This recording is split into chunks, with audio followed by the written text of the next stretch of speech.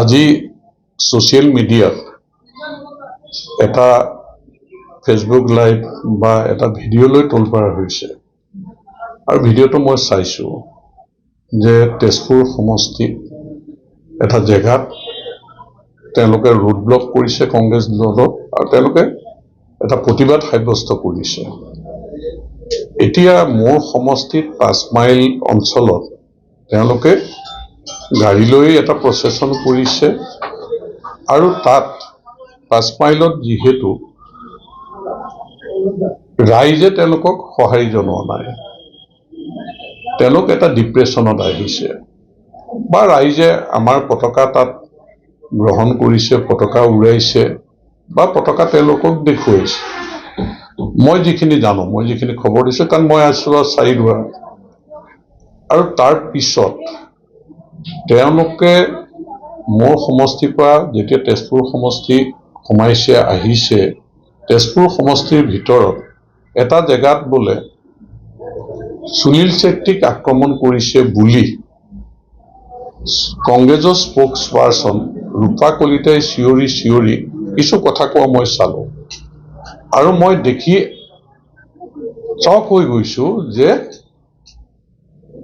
আমাৰ সমষ্টিৰ কংগ্ৰেছ দলৰ প্ৰাৰ্থী সুনীল চেত্ৰী এনেকুৱা এটা অৱস্থা হৈ গ'ল যে নদুৱাৰৰ বিজেপি কৰ্মীয়ে সুনীল চেত্ৰীক আক্ৰমণ কৰিলে আৰু সুনীল চেত্ৰীক মাৰপিট কৰিলে আৰু মই ফটোখন দেখি এনেকুৱা লাগি গ'ল যে সুনীল চেত্ৰী মৰিয়ে যাব নেকি এতিয়া, যে চিঞৰি মানে এনেকুৱা এটা যন্ত্ৰণা তেওঁ পাইছে, পানী হেৰি কৰিছে।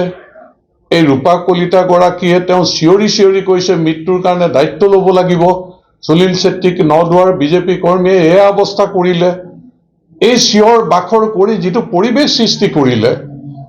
আৰু মইতো খবৰ লৈছো তেওঁলোকে আচলতে আহি পেলাই হাইৱে ব্লক কৰিবলৈ আহি পুলিচ পেৰামিলিটাৰী ফ'ৰ্চ তাত পুৰা আছে, চবৰে আগতে ফটকে সুনীল চেত্ৰীয়ে বাগৰি মেলি যিখন নাটক কৰি দিলে।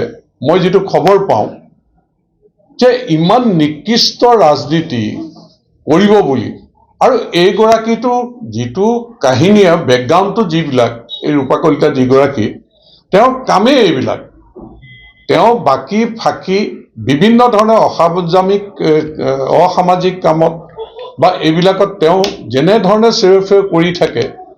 গতিকে তেওঁ এইবিলাকত কি কামত জড়িত নাই তেওঁ। মই এতিয়া বালিপাৰাতে তাতে মিটিং কৰি আছিলো, তেওঁ যেতিয়া এইখিনি কথা শুনিছে, তাৰ মহিলাখিনিয়ে যিখিনি কথা তেওঁ সম্পৰ্কত কৈছে, আৰু পৰিৱেশটো এনেকুৱা এটা কৰি দিছে যে নদুৱাৰত কংগ্ৰেছ প্ৰাৰ্থীক বিজেপি কৰ্মীয়ে মাৰিলে আৰু সুনীল চেত্ৰী এনেকুৱা এটা চিঞৰ বাখৰ কৰি নাটক কৰি দিছে। যদি তেওঁৰ এইটো অৱস্থা, তেওঁ কি কাৰণে তেজপুৰত কোনো হস্পিটেলত তেওঁ এডমিট নহ'ল, তেওঁ নেদেখালে, আৰু তেওঁ চাৰিদুৱাৰ হস্পিটেলত আহিছে, 25 কিলোমিটাৰ দূৰত হস্পিটেলত আহিছে। ইয়াত আহি তেওঁ হস্পিটেলত সোমাইছে নিজে খোজ কাঢ়ি, ডাক্তৰে একো তেওঁক কোৱা নাই, মূৰত বিষ আছে বুলি কৈছে। ইয়াত সেইটো চিটি স্কেন ইয়াত নহয়, যে তাত টুবুকিলে যাওঁ বুলি কৈছে। এতিয়া তেওঁ বালিপাৰা আকৌ কোনোবা হোটেল এখনত চাহ ভাত খাই আছে। গতিকে এই যে নাটকটো, যে ৰাজনৈতিক যিটো প্ৰমূল্যবোধ থাকিব লাগে কংগ্ৰেছ দলে, যেনেধৰণৰ নিকৃষ্ট ষড়যন্ত্ৰ এই দুজন, বিশেষকৈ ৰূপা কলিতা আৰু সুনীল চেত্ৰীয়ে যিটো নাটক কৰিছে, মই এটাই প্ৰত্যাহ্বান তেওঁলোকক জনাব বিচাৰিছো, যদি বিজেপি কৰ্মীয়ে সুনীল চেত্ৰীক কোনোবাই মাৰিছে বুলি, তেওঁক প্ৰহাৰ কৰিছে বুলি এটা প্ৰমাণ দিব পাৰে, এটা যদি প্ৰুফ দিব পাৰে, মই পদ্ম হাজৰিকাক কৈছো, মই যদি কণ্টেষ্ট কৰিছো, মই যুদ্ধ কৰিম, মই ৰাজনৈতিক সন্যাস লম। ইমান নিকৃষ্ট ষড়যন্ত্ৰ কৰিব নাপায় সুনীল চেত্ৰী। তুমি যিটো মৰাৰ ভাও যোৱাৰ নিচিনাকে নিকৃষ্ট ষড়যন্ত্ৰ কৰিছা, ৰাজনীতি কৰিলা বুলি ইমান তললৈ নামিব নাপায়। তুমি যিজন মানুহ 2 মিনিট পিছত কেনেকৈ খোজকাঢ়ি ঘূৰি ফুৰিছা, যিজন মানুহে চেৰফেৰ কৰিছা যে এই মৰিব এতিয়া, চিঞৰি বাখৰি ৰূপা কলিতাই যিখিনি চিঞৰ বাখৰ কৰিছে, 2 মিনিট পিছত তেওঁ কেনেকৈ খোজকাঢ়ি ঘূৰি ফুৰিছে, কেনেকৈ খোজকাঢ়ি তেওঁ চাৰিদুৱাৰ হস্পিটেল আহিছে। কেনেকৈ বালিপাৰাত সেই পাঞ্জাবী ধাবাত তেওঁলোকে বহি চাহ ভাত খাইছে, কেনেকৈ তেজপুৰলৈ গৈছে। মই এটাই প্ৰত্যাহ্বান জনাইছো তেওঁলোকক, এইবিলাক ষড়যন্ত্ৰ কৰিব নালাগে। বহুত ষড়যন্ত্ৰ কৰিছে মোৰ এগেইনষ্টত, কিন্তু এই নদুৱাৰ সমষ্টিত সাম্প্ৰদায়িক বিষ বাষ্প বিয়পাবলৈ চেষ্টা নকৰিবা। নদুৱাৰ সমষ্টিত সাতাম পুৰুষে সমন্বয় সম্প্ৰীতি বিনষ্ট কৰিবলৈ চেষ্টা নকৰিবা। ৰাজনীতি মই 96ৰ পৰা কৰিছো, 95ত জইন কৰিছো, 5বাৰ বিধায়ক হৈছো।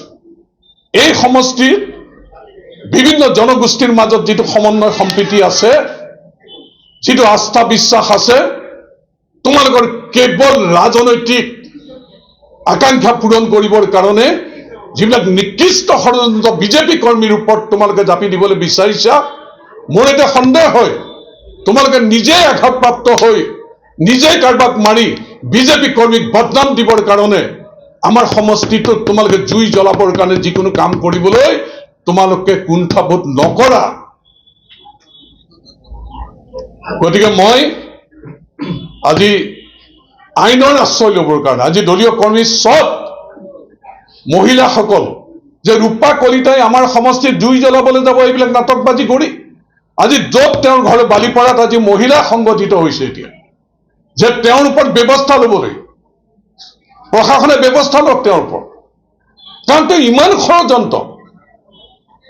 তেওঁৰ গাঁওখনত কি অৱস্থা, তেওঁৰ গাঁওখনত মানুহে কি বুলি লয় তেওঁ, আৰু তেওঁ আজি গোটেই অসমত নদুৱাৰ সমষ্টিত আজি এনে এটা পৰিৱেশ কৰিবলৈ গৈ চিঞৰি বাখৰি যিটো কাৰবাৰ কৰিবলৈ গৈছে। গতিকে এই ক্ষেত্ৰত মই মুকলিকে আজি কৰো, মোৰতো 30 বছৰ পাৰ হ'ল ৰাজনীতিত, 25 বছৰ আজি মই বিধায়ক। গতিকে এই বিধায়কৰ মই সকলো দায়িত্ব এৰি মই ৰাজনৈতিক সন্ন্যাস ল'ম যদি বিজেপি কৰ্মীয়ে সুনীল ছেত্ৰীৰ গাত হাত উঠাইছে বুলি এটা প্ৰমাণ কৰক।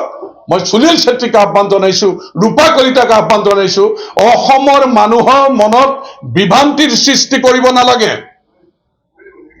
আৰু দুই এজন সাংবাদিক যি তেওঁলোকৰ লগত বিক্ৰী হৈ মোৰ এগেইনষ্টত ষড়যন্ত্ৰ কৰি আছে, তোমালোকে সাংবাদিকৰ প্ৰতি থকা মানুহৰ আস্থা বিশ্বাস, সংবাদ মাধ্যমৰ প্ৰতি থকা আস্থা বিশ্বাস তোমালোকে ধ্বংস কৰিবলৈ চেষ্টা কৰাটো উচিত নহয়।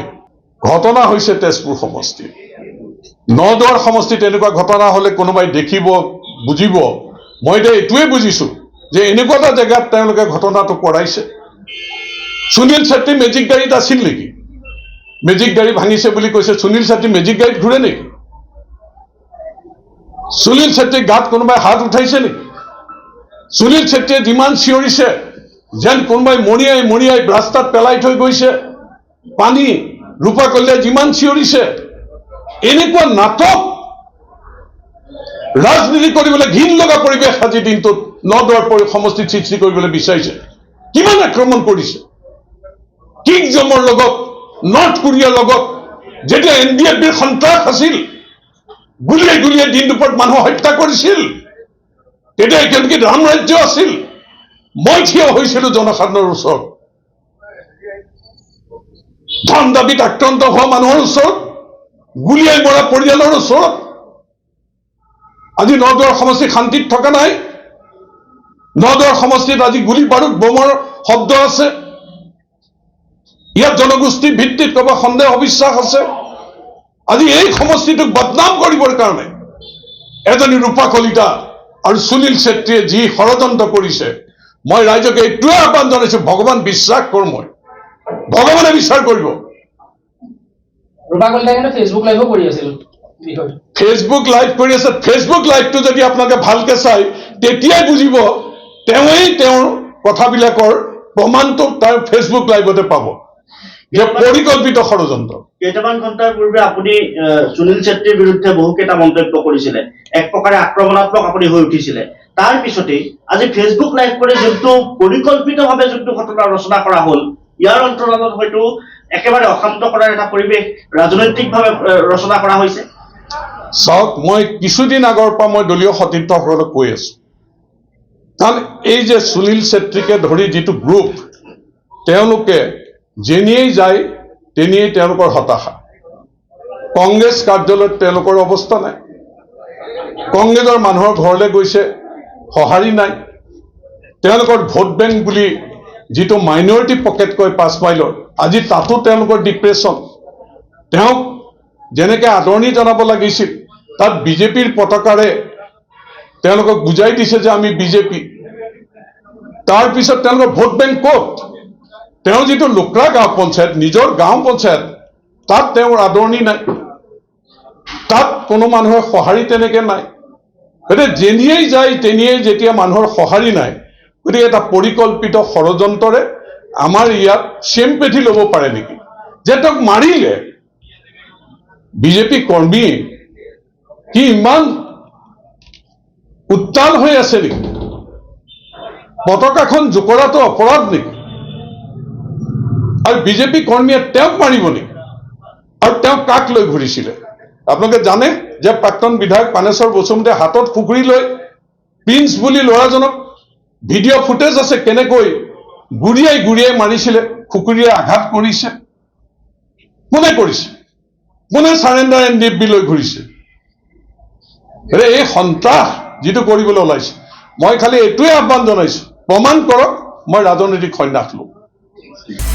আপুনি বিচৰা বাতৰি পাব কেৱল নিউজ 18 এপত। নিউজ 18 এপ ডাউনলোড কৰিবলৈ স্কেন কৰক এই QR কোড।